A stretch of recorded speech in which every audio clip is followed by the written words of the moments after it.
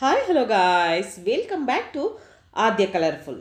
ನಾನು ಸುಮಾ. ಫ್ರೆಂಡ್ಸ್, ಇವತ್ತಿನ ವಿಡಿಯೋದಲ್ಲಿ ತುಂಬಾ ಈಸಿಯಾಗಿ ಟೇಸ್ಟಿಯಾಗಿ ಮಾಡುವಂತಹ ಒಂದು ಸ್ನ್ಯಾಕ್ಸ್ ರೆಸಿಪಿಯನ್ನು ನಿಮ್ಮ ಜೊತೆ ಶೇರ್ ಮಾಡ್ಕೊಳ್ತಾ ಇದ್ದೀನಿ. 5 ನಿಮಿಷದಲ್ಲಿ ಗರಿಗರಿಯಾದ ಪಕೋಡನ ತಯಾರಿಸಿ ತಿಂದರೆ ಮತ್ತೆ ಇದರ ರುಚಿನ ಮರೆಯೋದಿಲ್ಲ, ಅಷ್ಟು ಚೆನ್ನಾಗಿ ಆಗುತ್ತೆ ಮತ್ತು ತುಂಬ ಬೇಗ ಮಾಡಿಕೊಳ್ಳುವಂತಹ ಒಂದು ಪಕೋಡ ರೆಸಿಪಿ. ಸೊ ಈ ಒಂದು ಪಕೋಡವನ್ನು ತಯಾರಿಸೋದಕ್ಕೆ ಮೊದಲನೇದಾಗಿ ನಾನು 2 ಆಲೂಗೆಡ್ಡೆ ಮೀಡಿಯಮ್ ಸೈಜಲ್ಲಿರುವಂತಹ 2 ಆಲೂಗೆಡ್ಡೆಯನ್ನು ಸಿಪ್ಪೆಯನ್ನೆಲ್ಲ ತೆಗೆದು ಕ್ಲೀನ್ ಮಾಡಿ ತೆಗೆದಿಟ್ಕೊಂಡಿದ್ದೀನಿ. ಸೊ ಇದನ್ನು ತುರಿದು ತಗೊಳ್ಬೇಕಾಗುತ್ತೆ. ಸೊ 2 ಆಲೂಗೆಡ್ಡೆಯನ್ನು ಕೂಡ ನಾವು ತುರಿದು ತಗೊಳ್ಳೋಣ. ಫ್ರೆಂಡ್ಸ್, ನೀವ್ಯಾರಾದ್ರೂ ಫಸ್ಟ್ ಟೈಮ್ ನನ್ನ ಚಾನಲ್ಗೆ ವಿಸಿಟ್ ಮಾಡಿದರೆ ಪ್ಲೀಸ್ ನನ್ನ ಚಾನಲ್ನ ಸಬ್ಸ್ಕ್ರೈಬ್ ಮಾಡ್ಕೊಳ್ಳಿ, ಹಾಗೆ ಲೈಕ್ ಮಾಡಿ ಮತ್ತು ಹೆಚ್ಚು ಶೇರ್ ಮಾಡೋದಂತೂ ಮರಿಬೇಡಿ. ಓಕೆ, ಸೊ ಇವಾಗ 2 ಆಲೂಗೆಡ್ಡೆಯನ್ನು ಈ ರೀತಿಯಾಗಿ ನಾನು ತುರಿದು ತಗೊಳ್ತಾ ಇದ್ದೀನಿ. ಸೊ ಇದನ್ನು ಒಂದ್ಸಲ ವಾಶ್ ಮಾಡ್ಕೊಳ್ಳೋದಾದರೆ ವಾಶ್ ಮಾಡಿ ತಗೊಳ್ಳಿ, ಅಥವಾ ಬೇಡ ಅನ್ನೋದಾದರೆ ಹಾಗೆ ನೀವು ಇದನ್ನು ಉಪಯೋಗಿಸ್ಬೋದು. ತುಂಬ ಚೆನ್ನಾಗಿರುತ್ತೆ, ತುಂಬಾ ಟೇಸ್ಟಿಯಾಗಿ ಆಗುವಂತಹ ಒಂದು ಸ್ನ್ಯಾಕ್ಸ್ ರೆಸಿಪಿ ಇದು. ಸೊ ಖಂಡಿತವಾಗ್ಲೂ ತುಂಬಾ ಎಲ್ಲರಿಗೂ ಇಷ್ಟ ಆಗುವಂತಹದ್ದು. ಈಗ ಇದನ್ನು ಈ ರೀತಿಯಾಗಿ ತುರಿದು ತಗೊಳ್ತಾ ಇದ್ದೀನಿ. ಸೊ 2 ಕೂಡ ತುರಿದು ನಾನು ತಗೊಳ್ತೀನಿ. ಸೊ ಆಲೂಗೆಡ್ಡೆಯನ್ನು ಬೇಯಿಸಿರೋದಲ್ಲ, ಇದು ಹಸಿ ಆಲೂಗೆಡ್ಡೆಯನ್ನು ತುರಿದು ಹೀಗೆ ನಾನು ತಗೊಳ್ತಾ ಇದ್ದೀನಿ. ಸೊ ನೋಡ್ಬೋದು, ಈಗ ಇದೇ ರೀತಿಯಾಗಿ ಎಲ್ಲ ತುರಿದು ತಗೊಂಡ ನಂತರ ಸಣ್ಣದಾಗಿ ಕಟ್ ಮಾಡಿರುವಂತಹ ಒಂದು ಈರುಳ್ಳಿಯನ್ನು, ಸುಮಾರು 1 ಕಪ್ ಆಗೋಷ್ಟು ಈರುಳ್ಳಿ, ಅಂದರೆ ಒಂದು 2 ಈರುಳ್ಳಿ, ಮೀಡಿಯಮ್ ಸೈಜಲ್ಲಿರುವಂಥ 2 ಈರುಳ್ಳಿ ನಮಗೆ ಬೇಕಾಗುತ್ತೆ. ಸಣ್ಣಗೆ ಉದ್ದಕ್ಕೆ ಕಟ್ ಮಾಡಿ ತಗೊಂಡಿದ್ದೀನಿ. ನೋಡ್ಬೋದು ನೀವು, ಈ ರೀತಿಯಾಗಿ ನಾನು ಸಣ್ಣಗೆ ಕಟ್ ಮಾಡಿ ಹಾಕ್ಕೊಂಡಿದ್ದೀನಿ. ಸೊ ಕಲಿಸ್ಬೇಕಾದ್ರೆ ಸ್ವಲ್ಪ ದೊಡ್ಡದಾಗಿರುವಂಥ ಬೌಲನ್ನು ತಗೊಳ್ಳಿ, ಆವಾಗ ನಿಮಗೆ ಕಲಿಸ್ಕೊಳ್ಳೋದಕ್ಕೆ ಈಸಿ ಆಗುತ್ತೆ. ಇಲ್ಲ ಅನ್ನೋದಾದರೆ ನಂತರ ಆಗಿಬಿಡುತ್ತೆ. ಈಗ ನಾನು ಬೇರೆ ಒಂದು ಪಾತ್ರೆಗೆ ಇದನ್ನು ಶಿಫ್ಟ್ ಮಾಡ್ಕೋಬೇಕಾಗುತ್ತೆ. ಸೊ ಈಗ ಮೊದಲನೇದಾಗಿ ಎಲ್ಲದನ್ನು ಕೂಡ ಒಂದು ಬೌಲಿಗೆ ಹಾಕ್ಕೊಳ್ಳೋಣ, ಆಮೇಲೆ ಕಲಿಸ್ಬೇಕಾದ್ರೆ ನೋಡ್ಕೊಳ್ಳೋಣ. ಇಲ್ಲಿ ಕರಿಬೇವನ್ನು ಕೂಡ ಸಣ್ಣದಾಗಿ ಕಟ್ ಮಾಡಿ ಸೇರಿಸ್ಕೊಂಡಿದ್ದೀನಿ. ಸುಮಾರು ಒಂದು 8ರಿಂದ 10 ಕರಿಬೇವು, ನಂತರ ಕೊತ್ತಂಬರಿ ಸೊಪ್ಪು, 1 ಹಿಡಿಯಷ್ಟು ಕೊತ್ತಂಬರಿ ಸೊಪ್ಪನ್ನು ಸಣ್ಣದಾಗಿ ಕಟ್ ಮಾಡಿ ಹಾಕ್ಕೊಳ್ತಾ ಇದ್ದೀನಿ. ತುಂಬಾ ಟೇಸ್ಟಿಯಾಗಿ ತುಂಬಾ ಬೇಗ ಮಾಡಿಕೊಳ್ಳುವಂತಹ ಒಂದು ಪಕೋಡ. ಈಗ ಇದಕ್ಕೆ ನಾವು 2 ಟೇಬಲ್ ಸ್ಪೂನ್ ಆಗುವಷ್ಟು ಅಕ್ಕಿ ಹಿಟ್ಟನ್ನು ಸೇರಿಸ್ಕೊಳ್ಬೇಕಾಗುತ್ತೆ.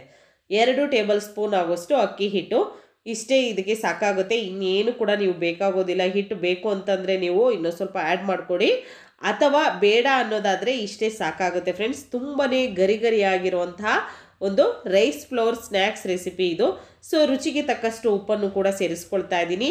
ಈ ಆಲೂ ರೈಸ್ ಪಕೋಡನ ಒಂದ್ಸಲ ತಯಾರಿಸಿ, ಖಂಡಿತ ಮಕ್ಕಳು ಎಲ್ಲರೂ ಕೂಡ ತುಂಬ ಇಷ್ಟಪಡ್ತಾರೆ. ಕಡಲೆ ಹಿಟ್ಟು ಪಕೋಡ ಮಾಡೋದಕ್ಕೆ ಕಡಲೆ ಹಿಟ್ಟೇ ಬೇಕು ಅನ್ನೋ ಥರ ಇಲ್ಲವೇ ಇಲ್ಲ. ಅಕ್ಕಿ ಹಿಟ್ಟಿದ್ರೆ ಸಾಕು, ನೀವು ಪಕೋಡವನ್ನು ತಯಾರಿಸ್ಕೊಳ್ಬೋದು. ತಯಾರಿಸೋ ವಿಧಾನ ಸ್ವಲ್ಪ ಚೇಂಜ್ ಇರುತ್ತೆ ಅಷ್ಟೇ. ಈಗ ನಾನು ಖಾರಕ್ಕೆ ಅನುಗುಣವಾಗಿ ಖಾರದ ಪುಡಿಯನ್ನು ಸೇರಿಸ್ಕೊಳ್ತಾ ಇದ್ದೀನಿ. ಸೊ 1 ಸ್ಪೂನ್ ಆಗುವಷ್ಟು ಖಾರವಾಗಿ ಇರಲಿ ಅನ್ನೋದಕ್ಕೋಸ್ಕರ 1 ಸ್ಪೂನ್ ಆಗುವಷ್ಟು ಖಾರದ ಪುಡಿಯನ್ನು ಸೇರಿಸ್ಕೊಳ್ತಾ ಇದ್ದೀನಿ. ಸ್ವಲ್ಪ ಅಡುಗೆ ಅರಿಶಿನ ಸೇರಿಸ್ಕೊಳ್ತೀನಿ ಇದಕ್ಕೆ. ನೋಡಿ, ಇಷ್ಟನ್ನು ಹಾಕಿದ ನಂತರ ಇದನ್ನು ಮಿಕ್ಸ್ ಮಾಡ್ಕೋಬೇಕಾಗುತ್ತೆ. ಸೊ ನಾವು ಇವಾಗ ಅಕ್ಕಿ ಹಿಟ್ಟು ಜೊತೆ ನೀವು ಬೇಕೆಂದರೆ ಸ್ವಲ್ಪ 1 ಸ್ಪೂನ್ ಮೈದಾ ಹಿಟ್ಟು ಹಾಕ್ಕೊಳ್ತೀವಿ ಅಂದರೆ ಹಾಕ್ಕೊಳ್ಬೋದು, ಅಥವಾ ಕಡಲೆ ಹಿಟ್ಟನ್ನು ಸೇರಿಸ್ಕೊಳ್ತೀವಿ 1 ಸ್ಪೂನ್ ಅಂದರೆ ಅದನ್ನು ಕೂಡ ಹಾಕ್ಕೊಳ್ಬೋದು. ಓಕೆ, ನಂತರ ಒಂದು ಅರ್ಧ ಸ್ಪೂನ್ ಆಗೋಷ್ಟು ಶುಂಠಿ ಬೆಳ್ಳುಳ್ಳಿ ಪೇಸ್ಟನ್ನು ಸೇರಿಸ್ಕೊಂಡಿದ್ದೀನಿ. ಇಷ್ಟನ್ನು ಹಾಕಿದ ನಂತರ ಇವಾಗ ಇದನ್ನು ಮಿಕ್ಸ್ ಮಾಡ್ಕೊಳ್ಳೋಣ. ಸೊ ಈಗ ನಾನು ಬೇರೆ ಪಾತ್ರೆಗೆ ಸೇರಿಸ್ಕೊಂಡಿದ್ದೀನಿ, ಯಾಕೆಂದರೆ ಎಲ್ಲದೂ ಕೂಡ ಮಿಕ್ಸ್ ಮಾಡೋಕ್ಕೆ ನೀಟಾಗಿ ಆಗಲ್ಲ ಅಂತ ಹೇಳಿ ಈ ಬೌಲಿಗೆ ಹಾಕ್ಕೊಂಡಿದ್ದೀನಿ. ಸೊ ನೀವು ಕೂಡ ಫಸ್ಟಿಗೆ ತಗೊಳ್ಬೇಕಾದ್ರೇನೆ ಒಂದು ಅಗಲವಾಗಿರುವಂತಹ ಬೌಲನ್ನು ತಗೊಳ್ಳಿ. Hi hello friends, welcome back to Aadya colourful. ನಾನು ಸುಮಾ. ಫ್ರೆಂಡ್ಸ್, ನಾನು ತುಂಬಾನೇ ಹೆಲ್ತಿ ಆಗಿರುವಂತಹ ರಾಗಿ ಮಾಲ್ಟ್ ಪೌಡರ್ನ ನಿಮ್ ಜೊತೆ ಶೇರ್ ಮಾಡ್ಕೊಂಡಿದ್ದೀನಿ. ನಿಮ್ಮೆಲ್ಲರ ಸಪೋರ್ಟ್ ತುಂಬಾನೇ ನನಗೆ ಇಷ್ಟ ಆಯ್ತು. ಮತ್ತೆ ನಿಮ್ಗೆ ಯಾರಿಗೆಲ್ಲ ಈ ರಾಗಿ ಮಾಲ್ಟ್ ಪೌಡರ್ ಬೇಕೋ, ಖಂಡಿತವಾಗ್ಲೂ ಇದರಲ್ಲಿ ಸುಮಾರು 40ಕ್ಕಿಂತ ಹೆಚ್ಚು ಕಾಳುಗಳನ್ನ ಹಾಕಿ ಮಾಡಿರುವಂತಹ ಹೆಲ್ತಿ ಆಗಿರುವಂತಹ ಒಂದು ರಾಗಿ ಮಾಲ್ಟ್ ಪೌಡರ್ ಇದು.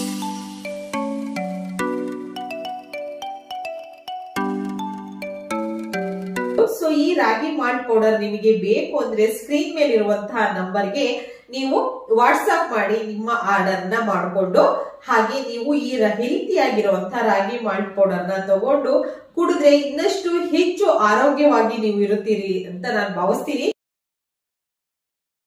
ಇವಾಗ ನೀಟಾಗಿ ಹಿಟ್ಟನ್ನು ಕಲಿಸ್ಕೊಂಡಿದ್ದೀನಿ.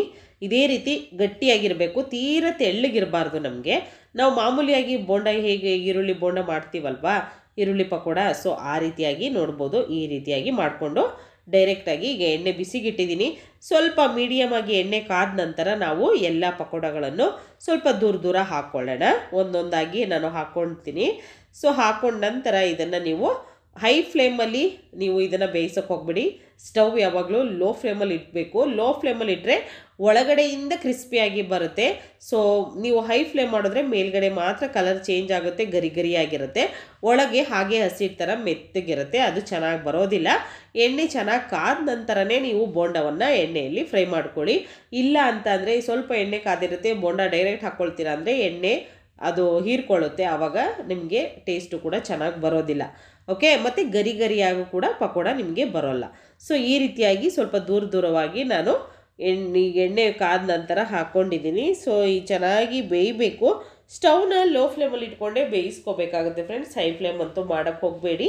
ಟರ್ನ್ ಮಾಡಿ ಎರಡೂ ಸೈಡ್ ಕೂಡ ಗೋಲ್ಡನ್ ಕಲರ್ ಬರೋ ಹಾಗೆ ನಾವು ಈ ಒಂದು ಆಲೂ ರೈಸ್ ಪಕೋಡವನ್ನು ಬೇಯಿಸ್ಕೊಳ್ಬೇಕಾಗುತ್ತೆ. ಸೊ ಅಕ್ಕಿ ಹಿಟ್ಟಿಂದ ಮಾಡಿರುವಂತಹ ಮತ್ತು ಆಲೂಗೆಡ್ಡೆಯನ್ನು ಉಪಯೋಗಿಸಿ ಮಾಡಿರುವಂತಹ ಪಕೋಡ ರೆಸಿಪಿ ಎರಡೂ ಸೈಡ್ ಕೂಡ ಕಲರ್ ಚೇಂಜ್ ಆಗಬೇಕು. ನೋಡಿ ಈ ರೀತಿಯಾಗಿ ಫ್ರೈ ಮಾಡ್ಕೊಳ್ಳೋಣ. ನೋಡಿ ಕಲರ್ ಒಂದು ಸೈಡ್ ಆಗಿದೆ, ಇದು ಇನ್ನೊಂದು ಸೈಡ್ ಜಾಸ್ತಿ ಟೈಮ್ ತೊಗೊಳ್ಳೋದಿಲ್ಲ. ಯಾಕೆಂದರೆ ಲೋ ಫ್ಲೇಮ್ ಮಾಡಿಕೊಂಡೇ ನಾವು ಇದನ್ನು ಬೇಯಿಸ್ಕೊಳ್ತಿರೋದ್ರಿಂದ ಒಳಗಡೆಯಿಂದ ಇದು ಚೆನ್ನಾಗಿ ಬಂದಿರುತ್ತೆ. ಸೊ ಈ ಸೈಡ್ ಕೂಡ ನಾವು ಇವಾಗ 1 ಸೆಕೆಂಡ್ ಹಾಕ್ಕೊಂಡ್ರೆ ಸಾಕು. ಟರ್ನ್ ಮಾಡಿ ಕಲರ್ ಪರ್ಫೆಕ್ಟಾಗಿ ಗೋಲ್ಡನ್ ಕಲರ್ ಬಂದುಬಿಡುತ್ತೆ. ತುಂಬಾ ಈಸಿಯಾಗಿರುವಂತಹ ಟೇಸ್ಟಿಯಾಗಿರುವಂತಹ ಒಂದು 5 ನಿಮಿಷದಲ್ಲಿ ನೀವು ಗರಿಯಾದ ಪಕೋಡವನ್ನು ತಯಾರಿಸ್ಬೋದು. ಈ ಗರಿಯಾದ ಆಲೂ ಪಕೋಡ ಅಥವಾ ರೈಸ್ ಫ್ಲೋರ್ ಆಲೂ ಪಕೋಡವನ್ನು ಒಂದು ಸಲ ತಯಾರಿಸಿ ಹೇಗೆ ಬಂತು ಅಂತ ತಪ್ಪದೇ ತಿಳಿಸಿ ಫ್ರೆಂಡ್ಸ್. ಓಕೆ, ಸೊ ಈಗ ಇದು ಒಂದು ಸೈಡ್ ಎಲ್ಲ ಟರ್ನ್ ಮಾಡಿ ನಾನು ಹಾಕ್ಕೊಂಡಿದ್ದೀನಿ. ಎರಡೂ ಸೈಡ್ ಕೂಡ ನಮಗೆ ಗೋಲ್ಡನ್ ಕಲರ್ ಬರಬೇಕು, ಆವಾಗ ಕ್ರಿಸ್ಪಿಯಾಗಿ ಬಂದಿದೆ ಅಂತ. ಸೊ ನೋಡ್ಬೋದು ಈಗ ಈ ರೀತಿಯಾಗಿ ಬೆಂದಿದೆ, ಚೆನ್ನಾಗಿ ಆಗಿದೆ. ಎರಡೂ ಸೈಡ್ ಕೂಡ ಇದೇ ಕಲರ್ ಬಂದುಬಿಟ್ಟಿದೆ. ಸೊ ಇದಕ್ಕೆ ನೀವು ಯಾವುದೇ ರೀತಿಯಾಗಿ ಫುಡ್ ಕಲರ್ ಏನು ಕೂಡ ಹಾಕ್ಕೊಳ್ಳೋದು ಬೇಡ, ತುಂಬ ಚೆನ್ನಾಗಿ ಬರುತ್ತೆ. ಆಗಿರೋವಂಥದ್ದನ್ನೆಲ್ಲ ಒಂದು ಟಿಶ್ಯೂ ಮೇಲೆ ತೆಗೆದಿಟ್ಕೊಳ್ಳೋಣ. ಅದರ ಎಣ್ಣೆ ಎಲ್ಲ ಹೀರ್ಕೊಂಡ ನಂತರ ನಾವು ತಟ್ಟೆಗೆ ಸರ್ವ್ ಮಾಡಿಕೊಳ್ಳೋಣ. ಓಕೆ, ಸೊ ಈಗ ಆಗಿರೋವಂಥದ್ದನ್ನು ತೆಗೆದಿಟ್ಕೊಳ್ತಾ ಇದ್ದೀನಿ. ತುಂಬಾ ಈಸಿಯಾಗಿ ಇರುವಂತಹ ಟೇಸ್ಟಿ ಇರುವಂಥ ಅಕ್ಕಿ ಹಿಟ್ಟಿನ ಬೋಂಡ ರೆಡಿಯಾಗಿದೆ. ಸೊ ಈ ಆಲೂ ಪಕೋಡವನ್ನು ಒಂದು ಸಲ ತಯಾರಿಸಿ ಹೇಗೆ ಬಂತು ಅಂತ ತಪ್ಪದೇ ಕಾಮೆಂಟ್ ಸೆಕ್ಷನಲ್ಲಿ ತಿಳಿಸಿ. ಸೊ ಇವತ್ತಿನ ವಿಡಿಯೋ ಸ್ವಲ್ಪನಾದರೂ ಇಷ್ಟ ಆಗಿದ್ರೆ ನನ್ನ ಚಾನಲ್ನ ಸಬ್ಸ್ಕ್ರೈಬ್ ಮಾಡ್ಕೊಳ್ಳೋದಂತೂ ಮರಿಬೇಡಿ ಫ್ರೆಂಡ್ಸ್. ಹಾಗೆ ಲೈಕ್ ಮಾಡಿ ಮತ್ತು ಹೆಚ್ಚು ಶೇರ್ ಮಾಡೋದಂತೂ ಮರಿಬೇಡಿ. ಸೊ ಈಗ ಆಗಿದೆ, ಮತ್ತೊಂದು ಬ್ಯಾಚ್ ನಾನು ಪಕೋಡವನ್ನು ಎಣ್ಣೆಯಲ್ಲಿ ಫ್ರೈ ಮಾಡ್ಕೊಳ್ತೀನಿ. ಇದೇ ರೀತಿಯಾಗಿ ಮಾಡಿಕೊಂಡು ನೀವು ಕೂಡ ಗರಿಯಾಗಿರುವಂಥ ಈಸಿಯಾಗಿರುವಂತಹ ಒಂದು ಸ್ನ್ಯಾಕ್ಸ್ ಅಥವಾ ಬ್ರೇಕ್ಫಾಸ್ಟನ್ನು ತಯಾರಿಸಿ. ಬ್ರೇಕ್ಫಾಸ್ಟ್ ರೆಸಿಪಿ ತುಂಬಾ ಸಿಗುತ್ತೆ ನನ್ನ ಚಾನಲಲ್ಲಿ, ಹೋಗಿ ಚೆಕ್ ಮಾಡಿ ಫ್ರೆಂಡ್ಸ್. ಓಕೆ, ಸೊ ಇವತ್ತಿನ ಈ ವಿಡಿಯೋನ ಇಲ್ಲಿಗೆ ಮುಗಿಸ್ತಾ ಇದ್ದೀನಿ. ಮತ್ತೆ ಇನ್ನೊಂದು ಹೊಸ ವಿಡಿಯೋ ಜೊತೆ ಬರ್ತೀನಿ. ಅಲ್ಲಿವರೆಗೂ take care, bye, see you.